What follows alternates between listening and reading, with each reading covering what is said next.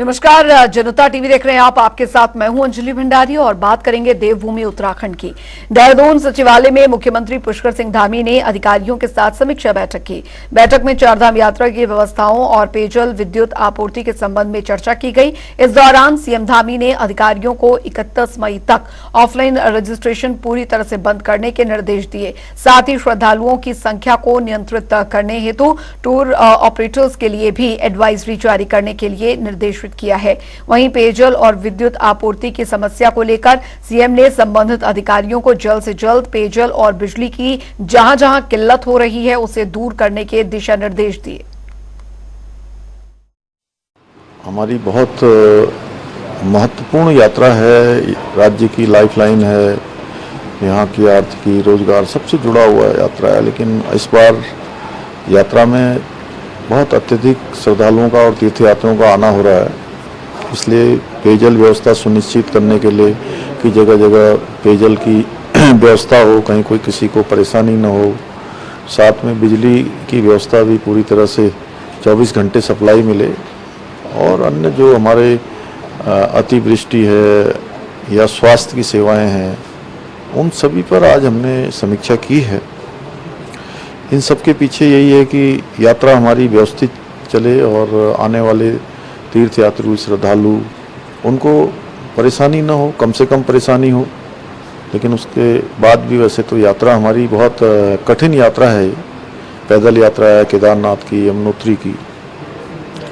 उसी के लिए आज बैठक करी है। साथ में जो अधिक तीर्थयात्री आ गए पिछले दिनों, उसके कारण से तमाम जो प्रबंधन है वो करना पड़ा और लोगों को कुछ छुटपुट जाम की स्थिति का भी सामना करना पड़ा है।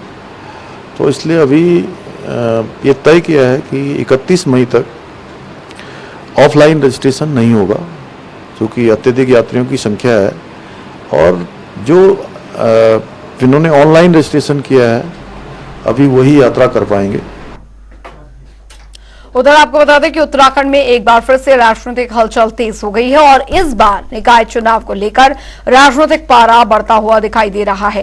एक तरफ भारतीय जनता पार्टी उत्तराखंड की निकाय चुनाव में अपना जादू बरकरार रखना चाहती है, तो वहीं दूसरी ओर कांग्रेस परिवर्तन की बात कहकर जीत का दावा कर रही है और उत्तराखंड के नगर पालिका और नगर निगम क्षेत्र में जीत के दावे के साथ इस बार कांग्रेस पार्टी काशीपुर को खोए हुए साम्राज्य को अपने नाम फिर से दर्ज करने की बात कर रही है।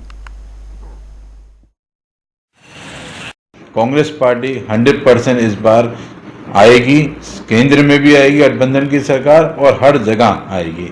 साथ ही साथ काशीपुर में इस बार कांग्रेस की सीट 100% आ रही है और लोगों ने जो हर बार बीजेपी को वोट देकर अपना समर्थन दिया है, इस बार वो वोट की गलती नहीं करेंगे।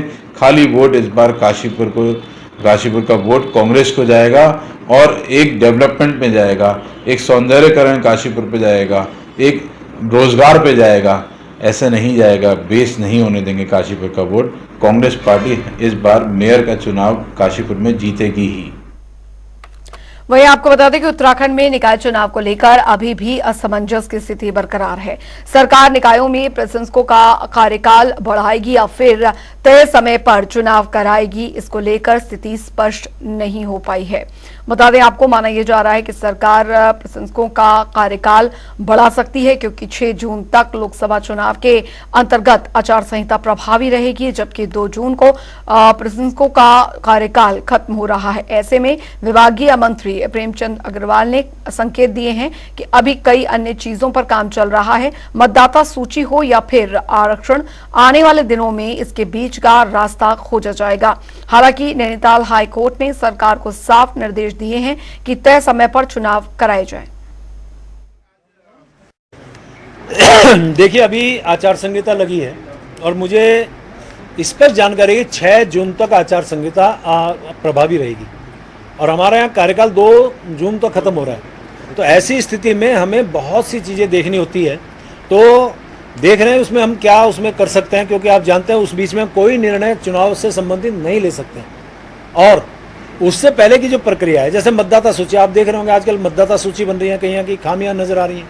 इस प्रकार की अन्य जो प्रक्रिया है उस पर हम लोग काम कर रहे हैं, क्योंकि परीक्षण है, दूसरी आरक्षण है, ये सारी चीज़ों पर हम काम कर रहे हैं। ये काम पैरेलल चल रहा है। जैसे चुनाव की स्थिति आएगी और हमें ये काम तब भी करना था और आज भी करना है, हम आज उस काम को कर रहे हैं और यदि हमें ऐसी स्थिति आएगी तो हम चुनाव के लिए तैयार होंगे। उधर लोकसभा चुनाव के बाद प्रदेश में नगर निकाय चुनाव की तैयारियां जोरों पर हैं और इसी को लेकर प्रदेश में राष्ट्रीय लोकदल को मजबूत करने की जिम्मेदारी पार्टी हाईकमान ने चौधरी अनिरपाल सिंह को दी है। बता दें कि संगठन और पार्टी को और अधिक मजबूत किया जाए, इसके लिए उन्होंने सबसे पहले हरिद्वार जिले में पार्टी को मजबूत करने का निर्णय लिया है। इस पर जानकारी देते हुए चौधरी अनिरपाल सिंह ने बताया कि जल्द ही पार्टी की ओर से लोगों के घर घर जाकर जनसंपर्क अभियान को तेज किया जाएगा। दल की पूरी तरह तैयारी अब शुरू हो चुकी है और इसी कड़ी में हमने यहाँ कार्यालय भी ले लिया है। 1-2 जून को उसका विधिवत उद्घाटन कर दिया जाएगा और 15 जून से हम हर ग्राम पंचायत में, हर विधानसभा के गांव में पूरे हरिद्वार जिले को कवर करेंगे और हर घर पे, हर दरवाजे पे दस्तक देंगे और अपनी टीम जो है हर गांव में हम खड़ी करेंगे। और आप देखेंगे कि आज आप कह रहे हैं कि 2.5 आदमी नहीं है, आपको हर जगह 2,500 आदमी खड़े दिखाई देंगे, क्योंकि आगे चुनाव आ रहा है, निकाय चुनाव, और राष्ट्रीय लोकदल पूरी मजबूती के साथ निकाय चुनाव लड़ेगा। हमारे राष्ट्रीय अध्यक्ष माननीय जयंत चौधरी जी इस ओर अपना पूरा फोकस लगाए हुए हैं। और वक्त हो चला एक छोटे से ब्रेक का, फौरन लौट रहे हैं।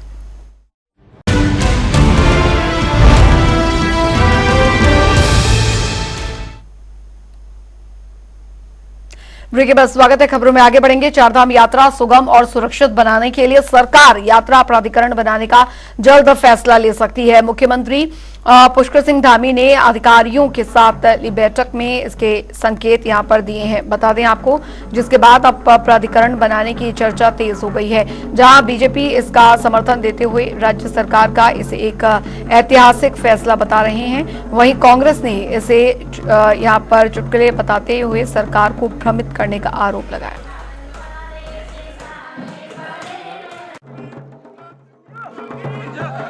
देखिए, भारतीय जनता पार्टी और हमारे यशस्वी मुख्यमंत्री माननीय पुष्कर सिंह धामी जी चार धाम यात्रा को लेकर के, चाहे अन्य प्रकार की जो कांवड़ यात्रा हो उसको लेकर के बहुत गंभीर हैं और चार धाम पर आने वाले, उत्तराखंड में आने वाले हर श्रद्धालु के लिए यात्रा सुगम हो, सुव्यवस्थित हो और सुरक्षित हो, इसके लिए हमारी सरकार कृत संकल्पित है।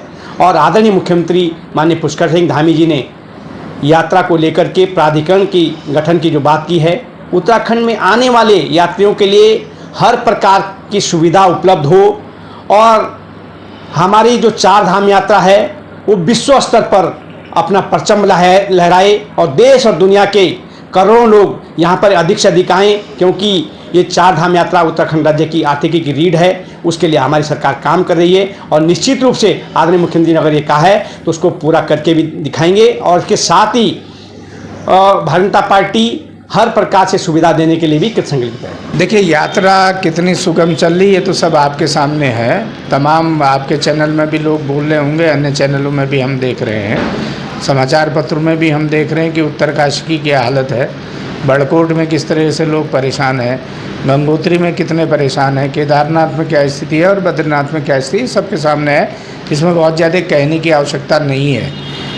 और जहाँ तक सरकार के प्रबंधन की बात है, वो तो पहले दिन ही पोल खुल गई थी। चाहे आपकी ऑफलाइन रजिस्ट्रेशन की बात हो, जहाँ पुलिस को लाठीचार्ज करना पड़ता है, उत्तरकाशी में 45 किलोमीटर का जाम लग जाता है, 60 किलोमीटर का जाम लग जाता है। यातायात व्यवस्था सुचारू रूप से नहीं चल रही है, लोगों के लिए शौचालय नहीं है, पानी की व्यवस्था नहीं है, बिजली की व्यवस्था नहीं है। ये सब आपके सामने है। सरकार के लोग इस समय सरकार में हैं, मुझे लगता है कि वो ये भूल जाते हैं, भाजपा के लोग कभी कभी, कि हम अभी भी वो अपने को विरोध में ही समझते हैं। क्योंकि 7 साल की सत्ता के बाद भी जो लोग ये नहीं समझ पा रहे हम सत्ता में हैं, तो निश्चित रूप से उनके यही हाल होंगे, यही व्यवस्था होगी और सरकार चलाना उनके बस की बात नहीं है। उधर आपको बता दें कि उत्तराखंड के पुलिस महानिदेशक अभिनव कुमार केदारनाथ धाम पहुंचे, जहां पर उन्होंने सुरक्षा व्यवस्थाओं का जायजा लिया। इस दौरान ड्यूटी पर तैनात पुलिस बल को श्रद्धालुओं के साथ सौम्य व्यवहार करने के निर्देश दिए गए। केदारनाथ धाम मंदिर परिसर में 50 मीटर की दूरी पर वीडियोग्राफी और सोशल मीडिया रील्स बनाने वालों पर सख्त कार्रवाई करने के निर्देश भी दिए गए हैं, ताकि मंदिर दर्शन के लिए आए श्रद्धालुओं को दिक्कत न हो। वहीं अभिनव कुमार ने कहा कि श्रद्धालुओं की सुरक्षा सर्वोपरि है, ऐसे में इस बात का ध्यान अवश्य रखें, किसी भी पॉइंट पर अनावश्यक भीड़ न हो।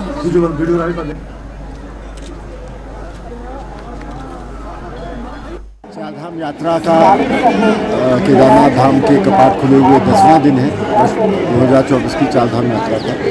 और इस अवसर पर मैं स्वयं आज सुबह आया था यहाँ की व्यवस्थाओं को देखने, और इस बार अप्रत्याशित अभी तक भीड़ आई है श्रद्धालुओं की, और डेली लगभग 30,000 से भी अधिक श्रद्धालु यहाँ पर दर्शन करके जा रहे हैं।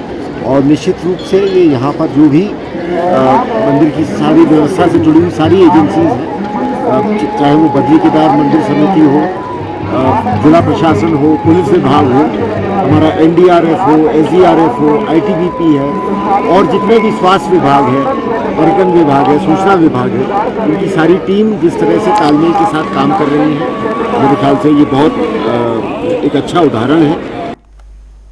उधर चारधाम यात्रा जहां प्रशासन के लिए चुनौती बनी हुई है, वहीं आज के बाद हरिद्वार जिला प्रशासन को और भी चुनौतियों का सामना करना पड़ सकता है। बता दें कि आज से बच्चों के स्कूलों की छुट्टियां पड़ रही हैं, जिसके बाद हर साल की तरह कई राज्यों के पर्यटक उत्तराखंड का रुख करेंगे, जिसको लेकर ARTO एल्विन रोक्सी का कहना है कि दरअसल बड़ी संख्या में और रोजाना और रजिस्ट्रेशन और साथ ही ग्रीन कार्ड बनाए जा रहे हैं, जिसमें श्रद्धालु और उनके ट्रांसपोर्ट के अच्छे से जांच करके पूरी तरह से संतुष्ट होने के बाद ही उन्हें ग्रीन कार्ड उपलब्ध करवाए जा रहे हैं।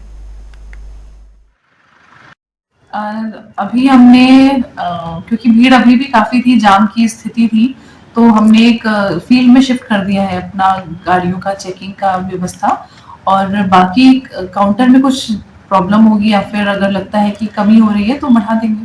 हाँ, कुछ हमारे कार्मिकों की ड्यूटी चारधाम यात्रा में लगती है, रोटेशन वाइज चेक पोस्ट पे ड्यूटी लगती है। उसमें हर दिन मतलब जैसे जो भी गाड़ियां बाहर से आती हैं, जैसे कि आपको पता है कि वो ग्रीन कार्ड उसको बनवाना कंपलसरी है। ग्रीन कार्ड किसी भी RTO ऑफिस में बनवाया जा सकता है, और हमारे ऑफिस में अब तक जैसे 1,500 बने हैं, और आगे भी जब तक यात्रा भी चलती रहेगी तो कंटिन्यू रहेगा।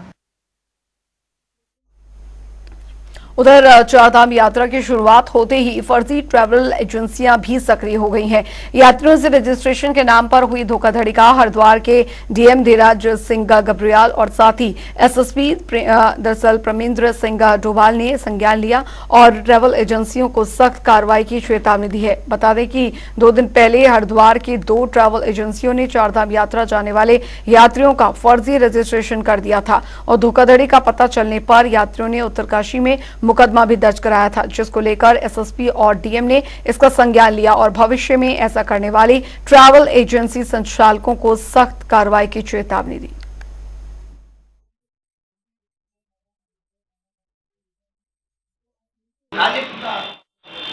हमारी SSP हरिद्वार से भी बात हुई है और इंटेलिजेंस वालों से भी बात हुई है कि ऐसे लोगों पे लगातार नज़र रखनी है जो ठगी का काम कर रहे हैं और फोर्स तरीके से जो यात्रियों को भेज रहे हैं। एक तरफ ऐसा कृत्य करने से राज्य की छवि भी खराब होती है और अनावश्यक जो तीर्थ यात्री हैं वो भी परेशान रहते हैं, तो ये ऐसा कृत्य किसी को करना नहीं चाहिए। अगर ये हमारे संज्ञान में आता है तो उसकी ठोस कड़ी से कड़ी हम लोग कार्रवाई करें। अभी ये बात संज्ञान में आई है कि उत्तरकाशी में 2 ट्रैवल एजेंट्स के विरुद्ध वैधानिक कार्रवाई की गई है, और उन ट्रैवल एजेंट्स को हम लोगों के द्वारा भी नोटिस यहाँ से दिया जा चुका है। और अन्य जो ट्रैवल एजेंट्स हैं, अगर उसमें भी इस तरीके की बात संज्ञान में आती है तो पुलिस उसमें सख्त कार्रवाई भी करेगी। किसी भी यात्री को जिनका रजिस्ट्रेशन फर्जी तरीके से किया जा रहा है वो पुलिस के संज्ञान में आया है। इस संबंध में हम लोगों ने अभियोग पंजीकृत किए हैं पूर्व में, आगे भी इस कार्रवाई को हम जारी रखेंगे। और मैं आपके माध्यम से ये लोगों से अपील भी करना चाहूँगा कि जो गवर्नमेंट के निर्धारित साइट्स हैं उसी में जाकर ही अपना रजिस्ट्रेशन करें। किसी ट्रैवल एजेंट्स के माध्यम से रजिस्ट्रेशन जब होता है उसको वेरीफाई कर लें। वक्त तो चला एक और छोटे से ब्रेक का, फौरन लौट रहे हैं।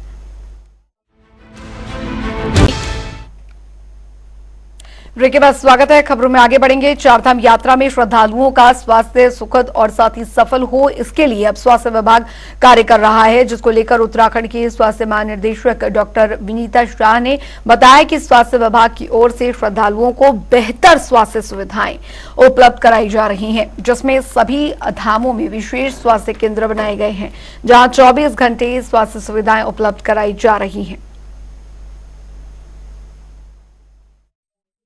स्वास्थ्य विभाग हमारे चारधाम यात्रियों की स्वस्थ, सुखद और सफल यात्रा के लिए प्रतिबद्ध है। यात्रा रूट पे हमारी परमानेंट और टेम्परेरी चिकित्सा इकाइयाँ हैं, जिसमें हमारे ट्रेन डॉक्टर्स और स्वास्थ्यकर्मी सेवा देने के लिए प्रतिबद्ध हैं। इसके अलावा बेस कैंपों में और यात्रा के मुख्य मार्ग में हमारे द्वारा स्क्रीनिंग की जा रही है। लगभग अभी तक हमारे जितने कर्मियों द्वारा 1,10,000 आज की डेट में स्क्रीनिंग हो गई है, जिसमें लोगों की ब्लड प्रेशर की, शुगर की जांच की जा रही है और उन्हें प्रिकॉशन के बारे में बताया जा रहा है। उधर देहरादून के कांग्रेस भवन में दरअसल कांग्रेस प्रवक्ता अभिनव थापड़ ने प्रेस वार्ता की और इस दौरान उन्होंने दून वैली एक्ट के खिलाफ राज्य सरकार के विषय के बारे में बात की है। उन्होंने कहा कि राज्य सरकार अपनी ही पार्टी के केंद्र सरकार के खिलाफ काम कर रही है। साथ ही उन्होंने और क्या कुछ कहा, सुनिए।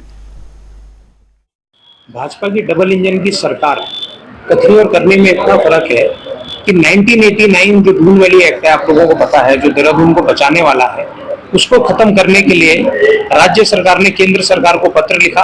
पत्र में ये लिखा कि यहाँ पे स्लॉटर हाउस लगने चाहिए, यहाँ पे क्रेशर लगना चाहिए और मतलब सीधे सीधे देहरादून घाटी का नाश करने की व्यवस्था इन्होंने बनाई। और ये खाली देहरादून और दून घाटी के लोगों के खिलाफ नहीं है, ये मोदी जी और केंद्र सरकार की नीतियों के भी खिलाफ ही इनकी डबल इंजन की सरकार काम कर रही है। प्रधानमंत्री मोदी का एक प्रोग्राम है अनकैप प्रोग्राम। उधर आपको बता दें कि डिजिटल शिक्षा को आगे बढ़ाते हुए प्रदेश शिक्षा विभाग की ओर से लगातार प्रयास किए जा रहे हैं। इस कड़ी में सरकारी स्कूलों में स्मार्ट क्लास भी लगाई जा रही हैं।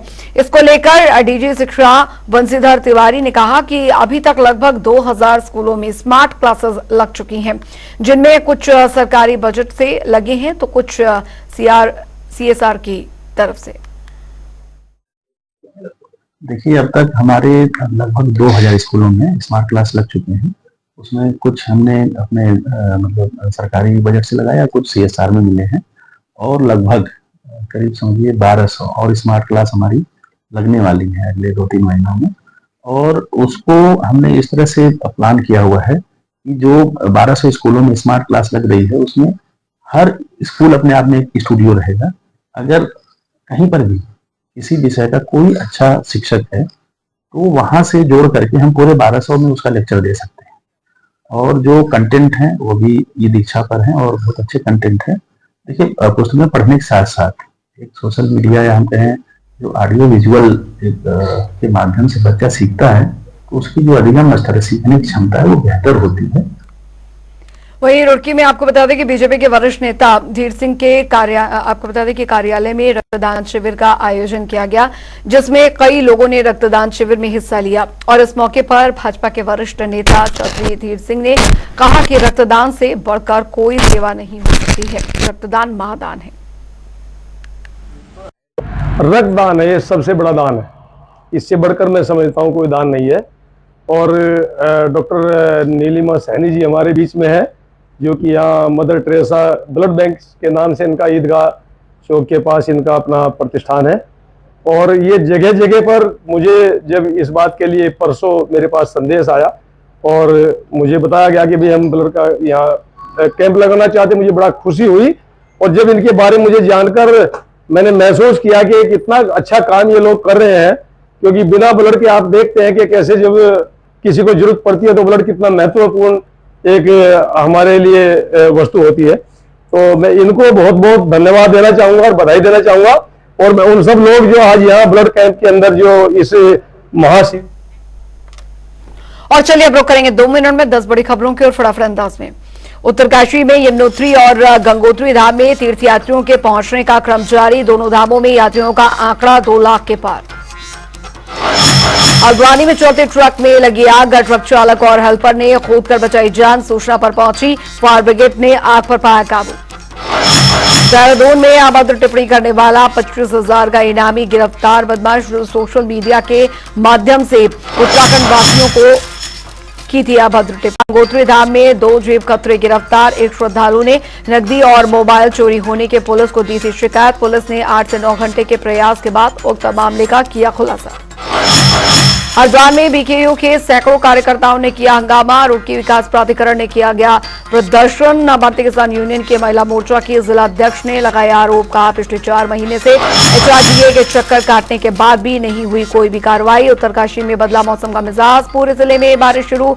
4 धाम यात्रियों सहित स्थानीय लोगों ने ली गर्मी से राहत।